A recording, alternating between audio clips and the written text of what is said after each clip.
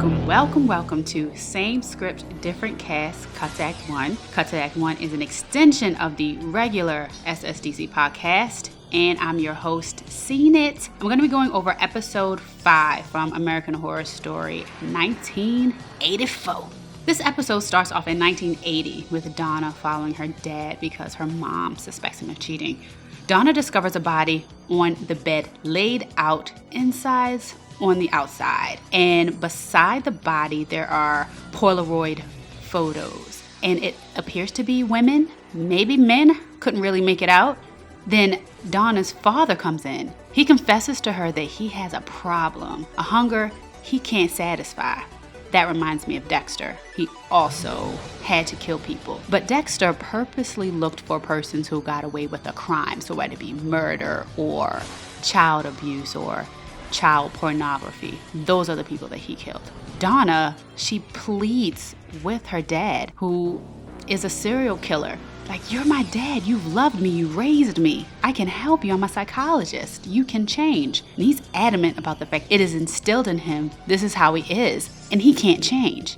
That doesn't work. He doesn't believe what Donna's telling him. So he goes ahead and he does kill himself. Cut to the present.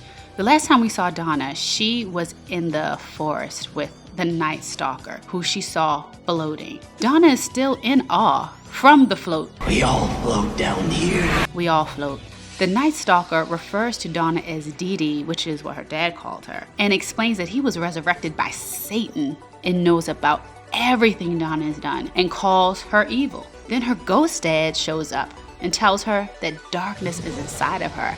I guess that's like sins of the father right there. She can't escape evil. It's embedded. It's part of her makeup, her genetic makeup, so to speak. Cut to Margaret, Chet, Montana, and Brooke, who are trying to stop Xavier. He wants to burn down the forest and to get the attention from planes. He's just feeling like, we gotta burn this forest down. This is crazy. He's still weak and high off the gas fumes from the oven. He has this stick with a huge ball of fire on it, and he's just waving around all willy-nilly. Margaret knocks him out, and they all take Xavier to the cabin so that he can lay down. While they're at the cabin, Margaret suggests boating across the lake because she said she, quote-unquote, saw some folks in a tent. She makes that suggestion because she's out of bullets for, quote-unquote, protecting Trevor. Since there are booby traps everywhere that everyone still thinks is set by Jingli, they're trying to either stay put or take that boat to go across to see about the other folks who are camping. Chet reluctantly agrees to go with Margaret after he's voluntold by Montana. Brooke finds it weird that Margaret didn't mention the campers earlier till just now. After Chet and Margaret leave and Brooke is talking to Montana, Brooke looks out the window and she spots Ray. And all of this is happening while Montana is behind her. She has an axe and everything. She's going in for the kill, like she's ready. Then Brooke says she'll be right back. She's gonna go and talk to Ray. While Brooke goes off to find Ray, Donna finds Xavier and Montana in the cabin. When she's there, she admits to freeing Jingli, and Xavier bum rushes her, and he misses. Again, he's so slow, so much ovenness. He's not even with it. Then Donna runs out of the cabin, and she runs into Jingli. He tells Donna she never should have brought him there. He was never a killer.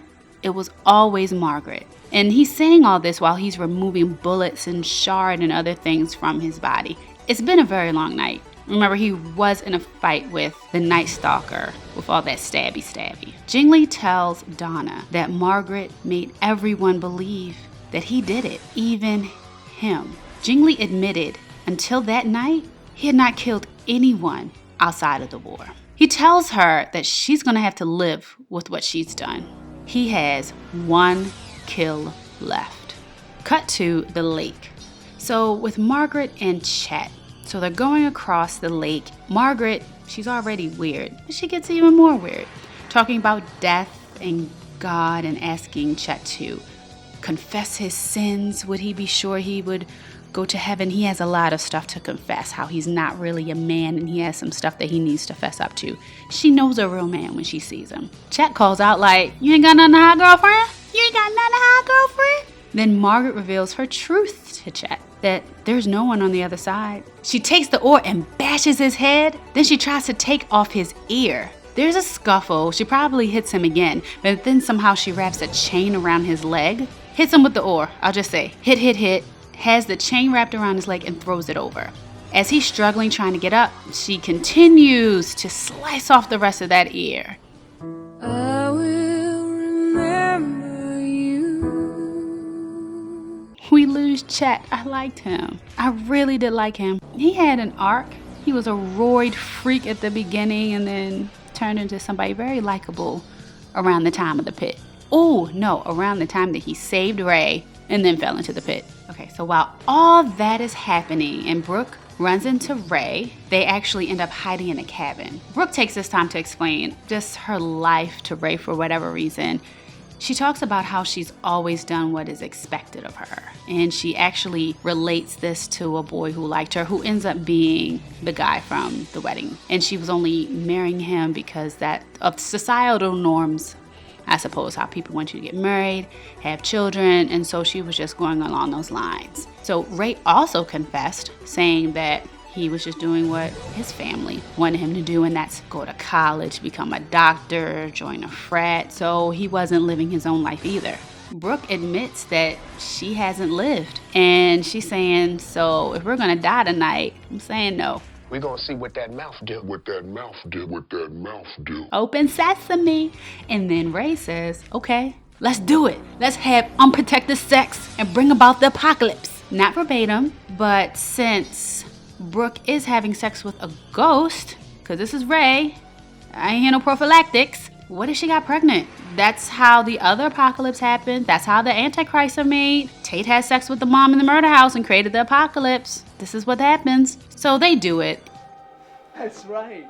You gave it up. Now you're no longer a virgin. That virgin. Now you gotta die. Those are the rules. And then Brooke, she's walking around in sexual black mandingle bliss and discovers Ray is dead when she finds his severed head in the fridge. And he comes screaming like, what's going on? What's going on? And she said, who are you? What are you? What the fuck? What the fuck? I'm surprised she didn't touch it though. Because if I were to be right beside Ray, we just finished doing things. Get what that mouth do. And I find his severed head. I'm like, I would be a little skeptical. I'm like, this is the real Ray. They didn't have it touch it, you know, maybe touch the neck, get some blood, smell it. That smells like copper or iodine. This is weird. So she's gonna take it as it is. Yeah, and Brooke gets out of there.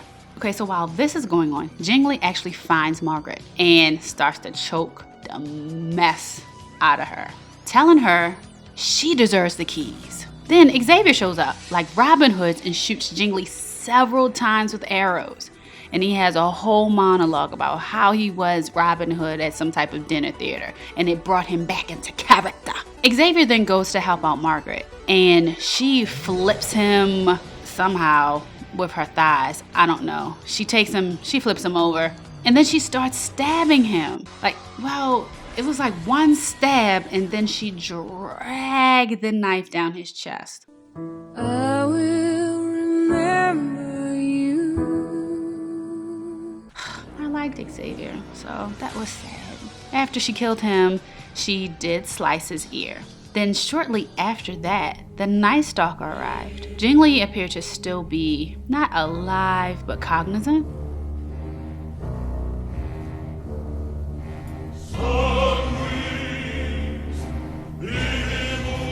He asked Jingly, do you accept Satan as your master?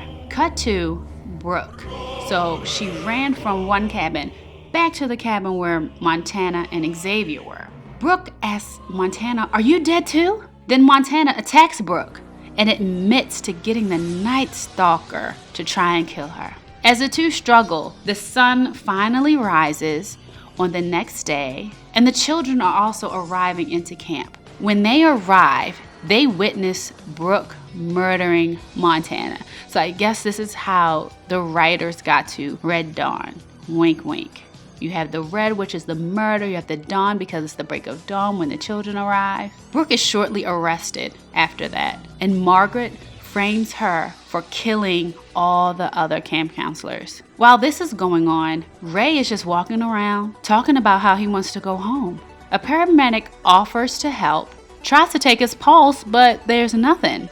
She puts him in the emergency vehicle, and then when they cross the Camp Redwood border, he vanishes. And all Ray wanted to do was go home. And then the hitcher, who we haven't seen for a few episodes, tells him he is home. The Night Stalker and Jingly steal a police car and drive towards Los Angeles. They're feeling invincible. They talk about, we don't need no freaking seatbelts. That's a lot that happened in this episode. The only people who survived this night at Camp Redwood were Margaret and Brooke. Everyone else died. Jingly and the Night Stalker were resurrected.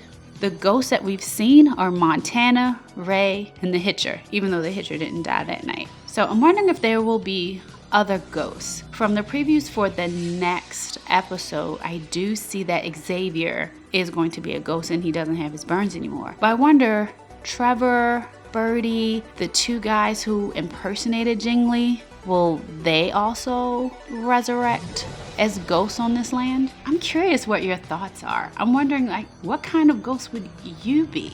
Would you be like Montana? Because at the end of the episode, she just takes the gun from the cop and kills him. So she feels like a god in this purgatory, which is what she referred to it as. So she feels invincible and unstoppable, but they're only in this one area. So I don't even know what type of ghost I would be. I think I would haunt people, but it'd be all in fun. I think I would, rattle some chains, move some cups or open up some cupboards and be like, ha ha, I'm just joking. But then I'd be nice. I'd make a daiquiri, wake people up to some nice breakfast in bed, So then y'all like, ah, boo. I was like, Psycho's just playing. Here's some nachos. All right, so thank you so much for joining me. Same script, different cast. Cut to Act 1. I'm seeing it. Looking forward to the next episode. I'm going to see where all the ghosts. I need to see more ghosts and need to see how the heck is Brooke going to get out of jail. Is Jingly going to get her out? Nah. The Night Stalker? How are they going to kill Margaret? Where is Margaret? Yeah, she got to go. The fucker's got to go. Go! The fucker's got to go. Until next time, I'm out. I think that.